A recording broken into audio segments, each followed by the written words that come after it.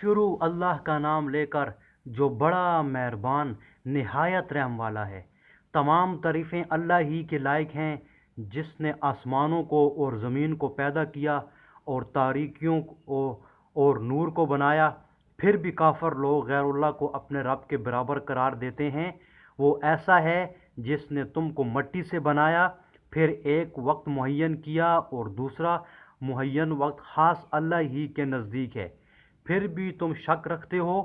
اور وہی ہے معبود برحق آسمانوں میں بھی اور زمین میں بھی، وہ تمہارے پوشیدہ احوال کو بھی اور تمہارے ظاہر احوال کو بھی جانتا ہے، اور تم جو کچھ عمل کرتے ہو اس کو بھی جانتا ہے۔ اور ان کے پاس کوئی نشانی بھی ان کے رب کی نشانیوں میں سے نہیں آتی، مگر وہ اس سے اعراض ہی کرتے ہیں۔ انہوں نے اس سچی کتاب کو بھی جھٹلایا جب کہ وہ ان کے پاس پہنچی، سو جلدی ہی ان کو خبر مل جائے گی اس چیز کی جس کے ساتھ یہ لوگ استہزاء کیا کرتے تھے۔ کیا انہوں نے نہیں دیکھا کہ ہم ان سے پہلے کتنی جماعتوں کو ہلاک کر چکے ہیں، جن کو ہم نے دنیا میں ایسی قوت دی تھی کہ تم کو وہ قوت نہیں دی، اور ہم نے ان پر خوب بارشیں برسائیں اور ہم نے ان کے نیچے سے نہریں جاری کی، پھر ہم نے ان کو ان کے گناہوں کے سبب ہلاک کر ڈالا اور ان کے بعد دوسری جماعتوں کو پیدا کر دیا۔ اور اگر ہم کاغذ پر لکھا ہوا کوئی توشہ آپ پر نازل فرماتے، پھر اس کو یہ لوگ اپنے ہاتھوں سے چھو بھی لیتے، تب بھی یہ کافر لوگ یہی کہتے، یہ جو کچھ کہتے یہ کچھ بھی نہیں مگر سری جادو ہے۔ اور یہ لوگ یوں کہتے ہیں کہ ان کے پاس کوئی فرشتہ کیوں نہیں اتارا گیا، اور اگر ہم کوئی فرشتہ بھیج دیتے تو سارا قصہ ہی ختم ہو جاتا، پھر ان کو ذرہ مہلت نہ دی جاتی۔ اور اگر ہم اس کو فرشتہ تجویز کرتے تو ہم اس کو آدمی ہی بناتے، اور ہمارے اس فعل سے پھر ان پر وہی اشکال ہوتا جو آپ اشکال کر رہے ہیں۔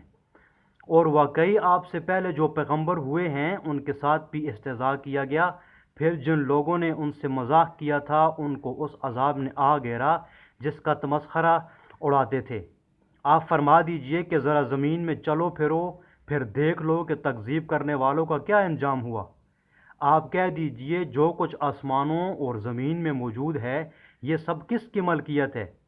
آپ کہہ دیجئے کہ سب اللہ ہی کی ملکیت ہے۔ اللہ نے مہربانی فرمانا اپنے اوپر لازم فرما لیا ہے۔ تم کو اللہ قیامت کے روز جمع کرے گا، اس میں کوئی شک نہیں۔ جن لوگوں نے اپنے آپ کو گھاٹے میں ڈالا سو وہ ایمان نہیں لائیں گے۔ اور اللہ ہی کی ملکیت ہیں وہ سب کچھ جو رات میں اور دن میں رہتی ہیں، اور وہی بڑا سننے والا بڑا جاننے والا ہے۔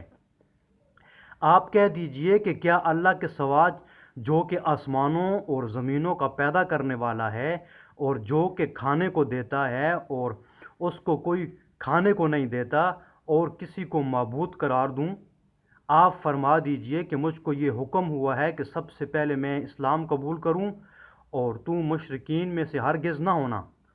آپ کہہ دیجئے کہ میں اگر اپنے رب کا کہا نہ مانوں تو میں ایک بڑے دن کے عذاب سے ڈرتا ہوں۔ جس شخص سے اس روز وہ عذاب ہٹا دیا جائے تو اس پر اللہ نے بڑا رحم کیا، اور یہ صریح کامیابی ہے۔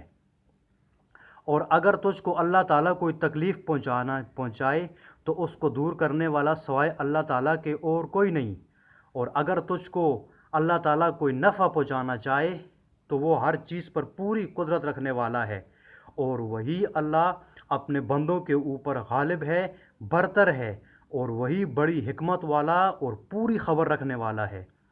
آپ کہہ دیجئے کہ سب سے بڑی چیز گواہی دینے کے لیے کون ہے؟ آپ کہیے کہ میرے اور تمہارے درمیان اللہ گواہ ہے، اور میرے پاس یہ قرآن بطور وحی کے بھیجا گیا ہے تاکہ میں اس قرآن کے ذریعے سے تم کو اور جس کو یہ قرآن پہنچے ان سب کو ڈراؤں۔ کیا تم سچ مچ یہی گواہی دو گے کہ اللہ تعالیٰ کے ساتھ کچھ اور معبود بھی ہیں؟ آپ کہہ دیجئے کہ میں تو گواہی نہیں دیتا۔ آپ فرما دیجئے کہ بس وہ تو ایک ہی معبود ہے، اور بے شک میں تمہارے شرک سے بیزار ہوں۔